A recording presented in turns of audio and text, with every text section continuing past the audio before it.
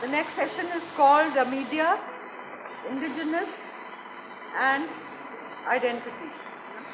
So it's like the media is going to look at the indigenous and how does media create identity. We have three speakers. Asita Bali is going to speak on the narrative and identity of Gujarati cinema. Asita is from the Christ University in Bangalore and she is a faculty in the Department of Media Studies. Then we have S.P. Vageshwari speaking on extant and extinct images, the dilemmas in approaches, on how do you look at the indigenous and the creation of identity through both extant and extinct images. Vageshwari is also at Christ College, University of Bangalore, but teaches history. So they're both from the same college and university, which is now, it is a university, no? It's a deemed, now university, it's a deemed university. And we have Pradeep Pandey is not here, who's listed in my session. But okay, but Satil's name is not here, but anyway. Yeah.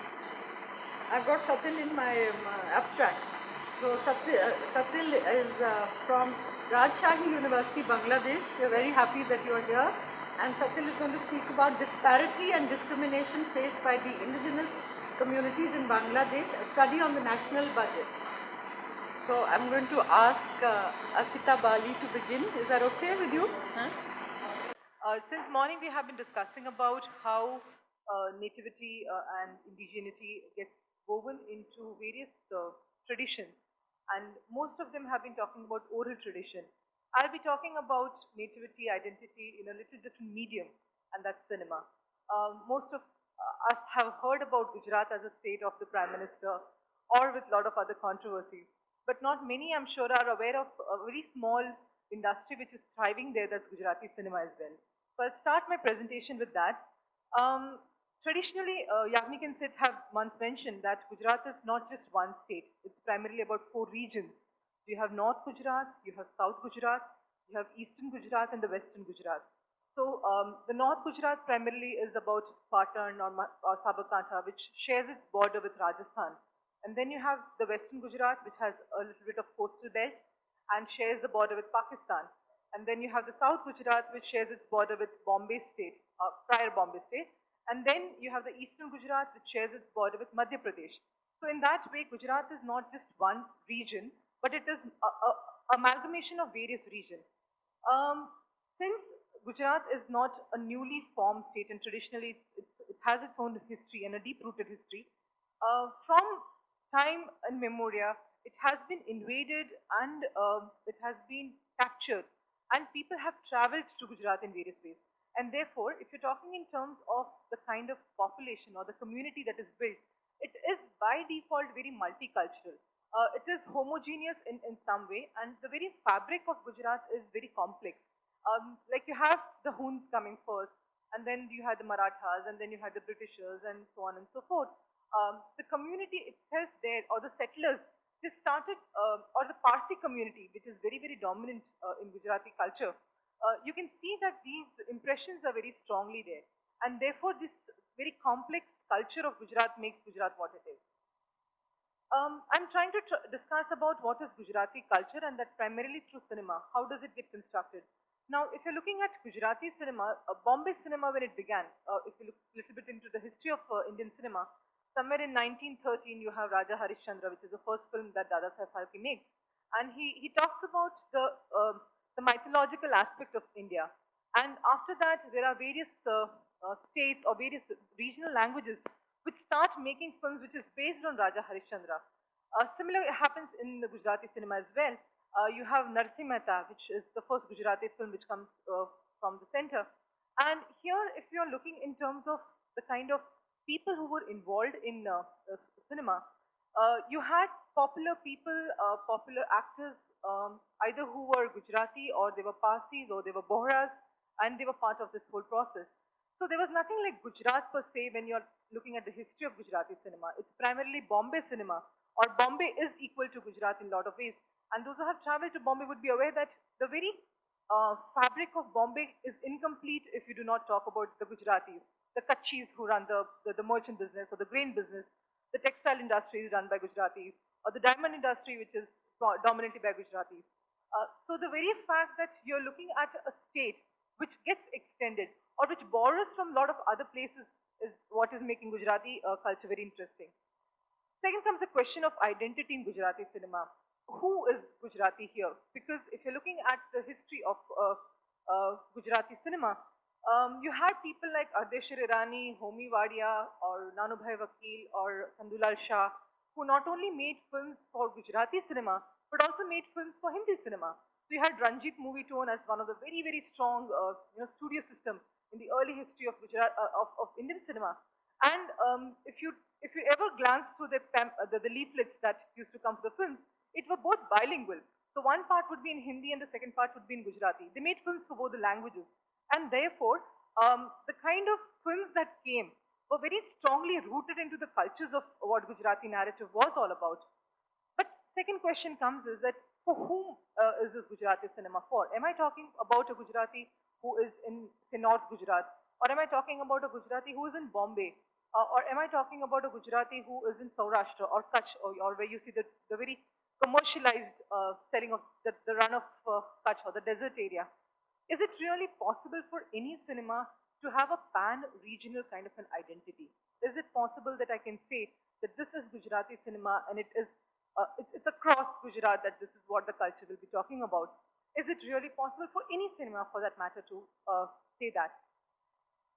Another thing that also links Gujarati cinema with popular mainstream cinema, and that's where the whole identity is negotiated, is the inflow of technical support. Whether it's in terms of, as I said, the manpower, whether it's in terms of technicians, or whether it is in terms of producers, whether it's in terms of directors. The aesthetics of Gujarati cinema is very strongly reflected in the mainstream cinema.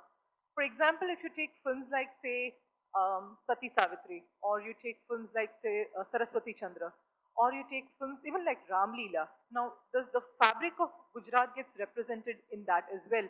So again, the whole idea that am I talking about the rural Gujarati? Am I talking about urban Gujarati? Am I talking about a very contemporary Gujarati? Or what kind of cinema am I talking about becomes the question here.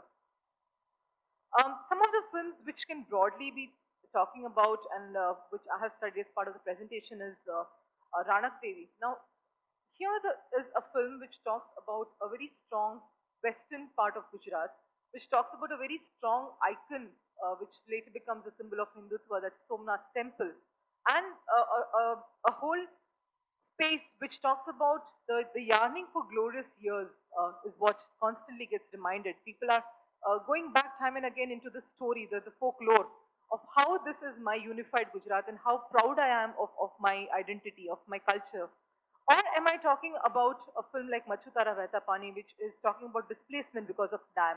Or am I talking about a community which still believes that deities are more important? Or Sati system is very, very prevalent. And Sati not in terms of lighting yourself in fire, but the very pious lady, who can save you, or who is the owner of this river which is flowing. And she is one you should be taking permission in terms of whether you would like to build a dam or not. And it's because of her curse and because of her um, uh, uh, you know, uh, not worshipping her right that this whole catastrophe comes and falls.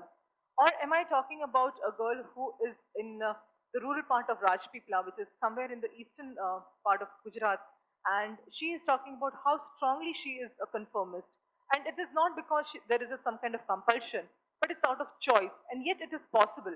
So how does this whole identity of a Gujarati person get constructed through these narratives? Also, when you're looking at Gujarati films, some questions also become very, very interesting. That is in terms of whose expression am I talking about? Am I talking about somebody who is in the rural part and is looking at the urban areas and wants to become like the urban girl? Or am I talking about the new My Fair Lady? Somebody who is already been into a certain kind of say cultural upbringing and wants to prove herself in a different way.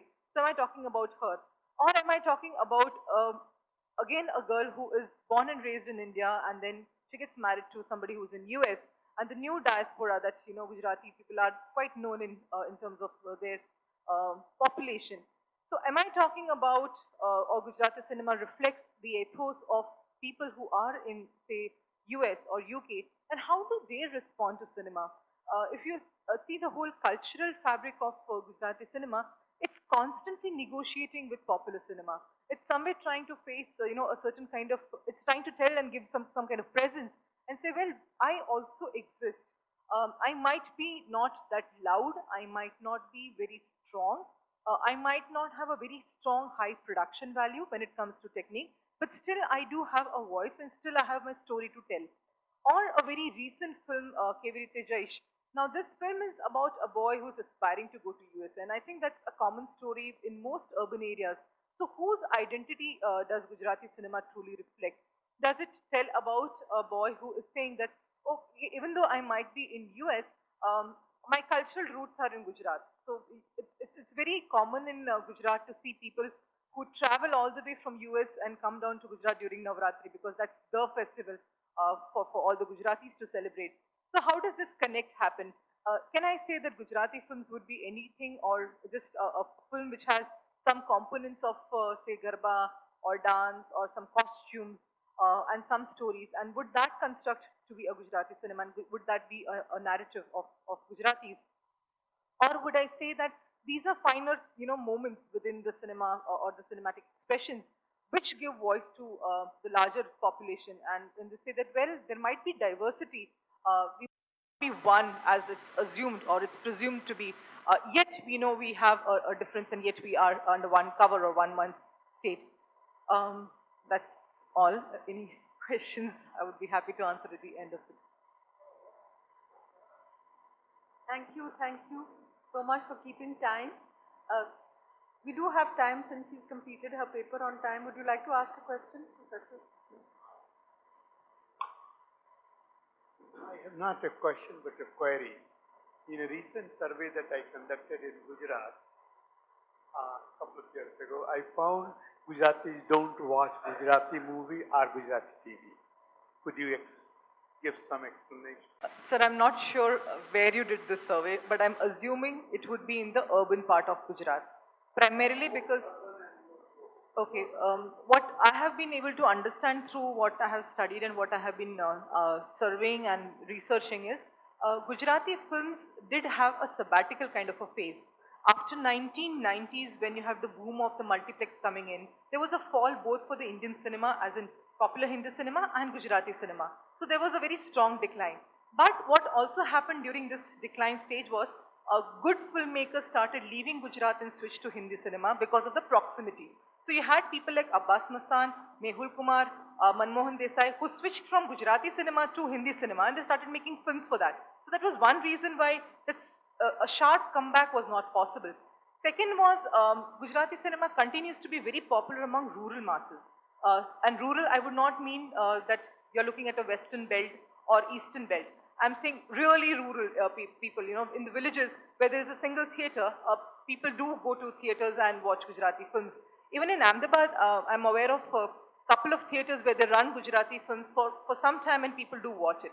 So I would say it's not very right to say that people don't watch Gujarati films, also because of the kind of themes that have evolved, and that's where I've been talking about how there is this blending of Gujarati aesthetics into popular Hindi cinema is where you have Saas Bahu serials which are dominantly about Gujarati culture. I mean, you have Smriti Irani's career booming with Saas Bhi Kabhi Bahu Thi is primarily about a Gujarati family which is in Mumbai. So we cannot say that the culture is dying or the cinema is completely dead. But there is an aesthetic extension which is happening in popular cinema. That is there. And also, I think now there is a revival phase. So a lot of filmmakers are making an effort to talk about Gujarati films, to talk about Gujarati-ness. I'm sure this revival phase will come up very soon, but I would still not agree with the fact that Gujarati people don't watch Gujarati films. Urban problem might be, but not the other. I'm now going to thank you, Asita. That was a very nice presentation. And I think let's give her a hand. I'm now going to invite S.P. Vageshwari to speak about extant and extent images and new approaches to understanding these images. She's going to speak from where she's sitting.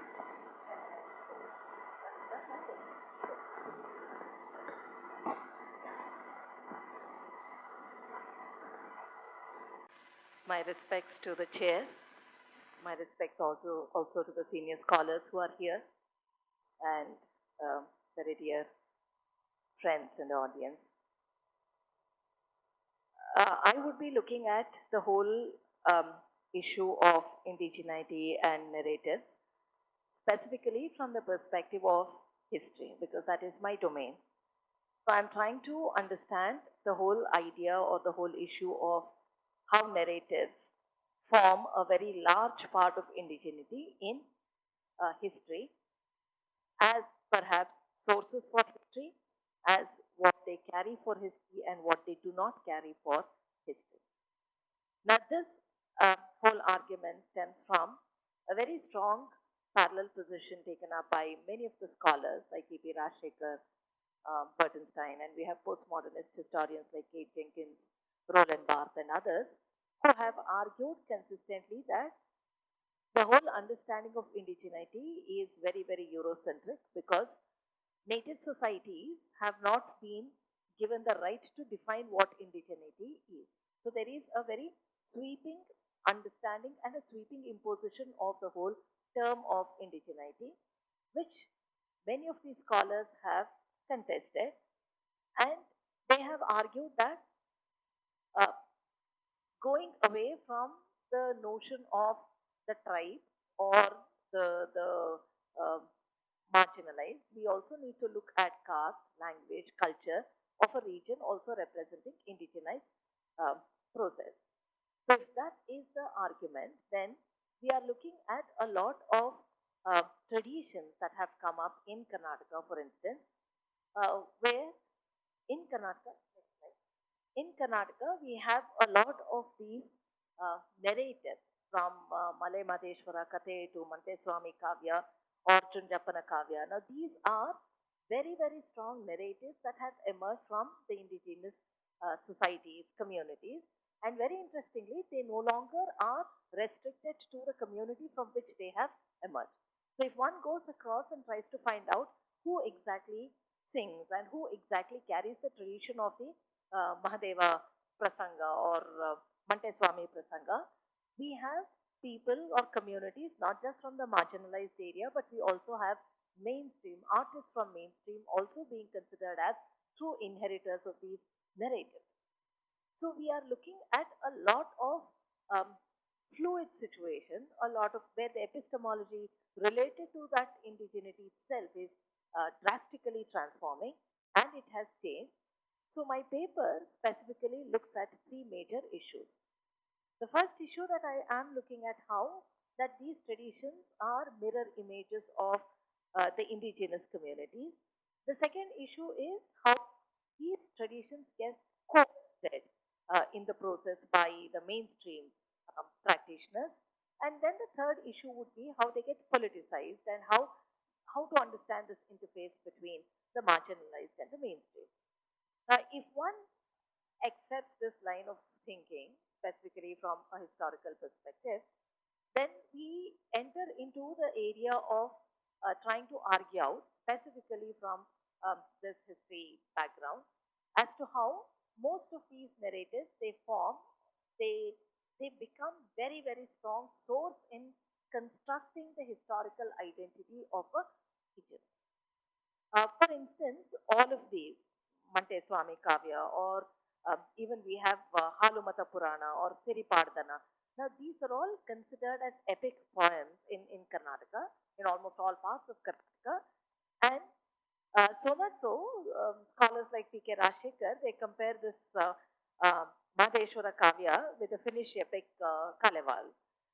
Now, one of the important arguments that stem out, for instance, from Madheshwara Kavya is that though it is a folk narrative, it constantly engages with the structured society and passes on very intensely strictures, and it comments on the beliefs traditions, rituals of the structured society too.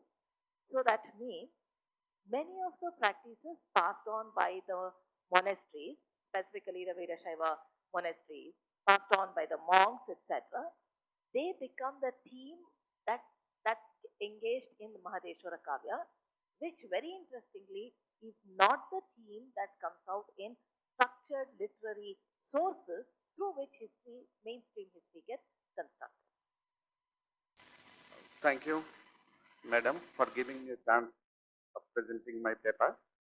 This paper is jointly written by me and Mr. Mahbubur Rahman. I would like to invite Mr. Mahbubur Rahman here to cooperate with me during the presentation.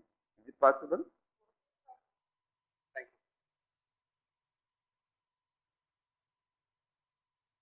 you. You know, the title of this paper is Disparity and Discrimination Faced by the Indigenous Communities in Bangladesh, a study on the national budget. The theme of the paper, this paper focuses on the issue of extreme poverty of Adivasis, that means indigenous people in Bangladesh, and the role of national budget in this regard. You may know that about 60% indigenous people of hilly region and 80% of plain land. I want to cite that there are two parts of our country, hilly region and plain land. 10% of the land are hilly. 65% of indigenous people of hilly region and 80% of plain land people live below absolutely poverty line, whereas only 31.5% mainstream people live below this line. This is the reality of our country. And this paper reveals with the evidences that the national budget of Bangladesh repeatedly allocates an insignificant amount of money for the indigenous people, and it rarely contributes to reduce the disparity and discrimination between the indigenous people and the mainstream people. Indigenous communities, Bangladesh perspective, I want to portray some realities. Bangladesh is a small country with a rich cultural heritage, but it is a predominantly Muslim country with the fourth largest concentration of Muslims in the world. But we know it is not only the Bengalis, that means Bengalis making people living in plain land, who have contributed to this culture, but also a number of Adivasis, that means indigenous communities of the country, who are concentrated in the northwest, central north, northeast, south and southeast, and in the Chittagong hill tops in the southeast of the country. That means all over the country's indigenous communities are being seen. I want to present some facts and figures about indigenous people in Bangladesh. And I want to highlight the issue that the absence of detailed socio-economic, cultural, and ethnographical census. Some would say that there are more than 49 indigenous communities live both in the hills and the plains of Bangladesh. And some would like to say that there are 27 to 36 tribes live in Bangladesh. But according to CUTM Foundation, a rights organization in Bangladesh working for indigenous communities, they claim that more than 54 ethnic groups have been living in Bangladesh for centuries. So there is a confusion, there is a debate in this regard. And so it is very difficult to give an accurate figure and name of the communities of the indigenous people, as there are no detailed socioeconomic and ethnographical census of the indigenous people was conducted yet by the government of People's Republic of Bangladesh. According to many competent research organizations and professionals, you know that there is a confusion how many indigenous groups in Bangladesh, and there is also a confusion how many indigenous people live in Bangladesh. According to many competent research organizations and professionals, the approximate number of the indigenous people of Bangladesh would be more than 2 million. And according to National Adivasi Forum, there are 3 million indigenous people in Bangladesh. But according to latest population census, which was conducted in 2011, the total population of the ethnic communities is only 1.7 million in the country, which constitutes 1.13% of the total population. So it has been observed that the ethnic people who are converted into Christianity are often listed in the government official documents under the category of Christian, while those who use Sanskrit Bangla names similar to the typical Hindu names are often grouped under the category of Hindu. This is one of the major factors for creating this type of confusion. Now, I want to portray the interrelation among budget allocation, total number of indigenous population, and socio-economic development of indigenous communities of Bangladesh, and what is the interrelation among those factors. I have already cited that according to the latest census in 2011, the total number of indigenous population of Bangladesh is 1.7 million, but many research organizations claim that this number would be more than 2 million. And absence of real fact about the indigenous people is one of the factors of extreme poverty of the communities, because the government of Bangladesh prepares development planning as well as national budget targeting the total population of the country. So the budget allocation for the indigenous communities is fixed according to the government census. Thank you all. Thanks for your patience for hearing me. Thank you all. Thank you, Satil. I think he's raised a very important issue. Maybe we can do something like this analysis for our own country. How much of the allocation of the national budget of Government of India is for the so-called, I don't know whether the name is correct, but anyway, indigenous communities, and is there is the allocation creating disparity and discrimination and leading to poverty as it is from his presentation?